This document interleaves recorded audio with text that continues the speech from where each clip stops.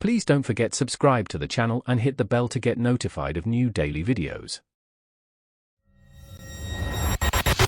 I found the apartment listing almost by accident.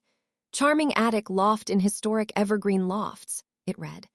The pictures showed sloped ceilings, exposed brick, and a giant arched window overlooking downtown. It was perfect.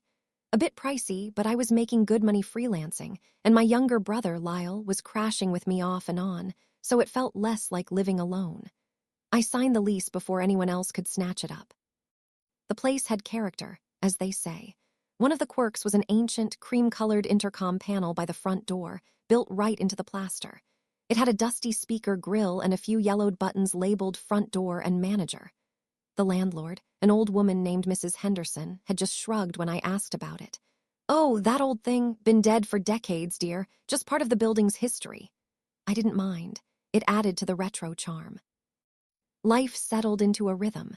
I'd work from my sun-drenched desk, my cat, Muffin, curled up nearby, occasionally interrupted by Lyle's whirlwind visits. He was usually off with friends or working odd jobs, so I spent most of my days in blissful solitude. That solitude, however, was about to become anything but blissful. The first incident was subtle. I was working late one night, the only sound in the apartment the gentle tap of my keyboard. Suddenly, a faint ZZZT came from the intercom panel. It lasted only a second, barely noticeable, but it made Muffin's ears swivel. I dismissed it as old wiring settling or maybe a momentary power surge. The building was ancient, after all. Then it happened again a few days later while Lyle was out. This time it wasn't just static. After the ZZZT, there was a low, wavering hum like a distant, distorted note from a forgotten lullaby. It sent a shiver down my spine. I walked over to the panel, pressing the manager button, then front door, just to see if anything happened. Nothing, dead as a doornail.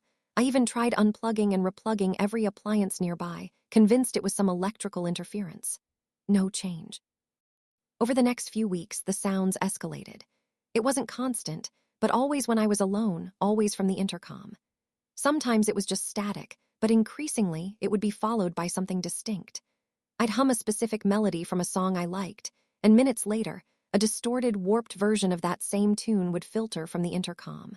Or Muffin would let out a soft meow, and then a strange, echoey meow, not quite Muffin's, would emit from the panel. I started feeling watched. Every time I heard the intercom, my eyes would dart to it. It became an unwelcome presence in my peripheral vision. I tried to talk to Lyle about it. He humored me, of course, but his eyes glazed over. "Sabrina, it's an old building. Old buildings make noises. Creaks, groans, static, it's just the ghost in the machine, literally." He even stayed in one night, hopping to catch it. Sure enough, nothing happened. The moment he left for his shift the next morning, the intercom let out a drawn-out, mournful whistle. I researched old intercom systems, even considered calling an electrician, but what would I say? My dead intercom is mimicking my cat? I started leaving the TV on, just for background noise, hopping to drown it out. It didn't work. The sounds simply started to pierce through the television's audio, clearer and more insistent than before. The worst part was its increasing ability to anticipate. I'd be thinking about ordering my favorite takeout, picturing the pizza box, and then a distorted ding-dong would emanate from the intercom. Or I'd mentally plan my morning run, and I'd hear a sound like sneakers squeaking on pavement. It was like it was sifting through my thoughts, not just my actions. It knew my internal monologue. I couldn't shake the terrifying notion that it was learning me, becoming intimately familiar with my fears and desires. Last night was the breaking point. Lyle had gone to visit family for the weekend, leaving me utterly alone. The rain outside was relentless, drumming against the skylights. I was trying to relax, reading a book, when the intercom panel began to hum. It wasn't a low hum this time. It was a resonant, vibrating thrum that I could feel in the floorboards. Then came a series of sounds.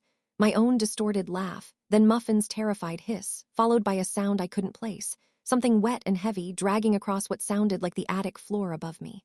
Impossible. I was on the top floor. My heart hammered against my ribs.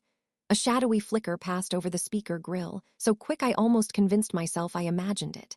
But the hum intensified, filling the entire apartment, pressing in on me like a physical weight. I heard a whisper then, just one word, clearer than any sound before, yet impossibly deep and guttural. Sabrina. I didn't grab my book. I didn't grab Muffin. I just grabbed my phone, my keys, and the jacket nearest the door. I ran. I ran down 3 flights of stairs, past Mrs. Henderson's closed door, out into the pouring rain without looking back. I drove until the city lights were a faint glow in my rearview mirror, finally pulling into a small, nondescript motel room over an hour away. I haven't slept since. The silence here is almost as terrifying as the noise. It feels like a temporary reprieve, a breath held before the inevitable. I don't know what it was or if it's still there, waiting, but I know for certain I can never go back. I'm in a different town now, but I still jump at every creak, every unexpected sound. I keep wondering if something is trying to dial in, trying to find my new frequency. If you enjoyed this video, please hit the thumbs up button to like it. And please do subscribe to support the channel.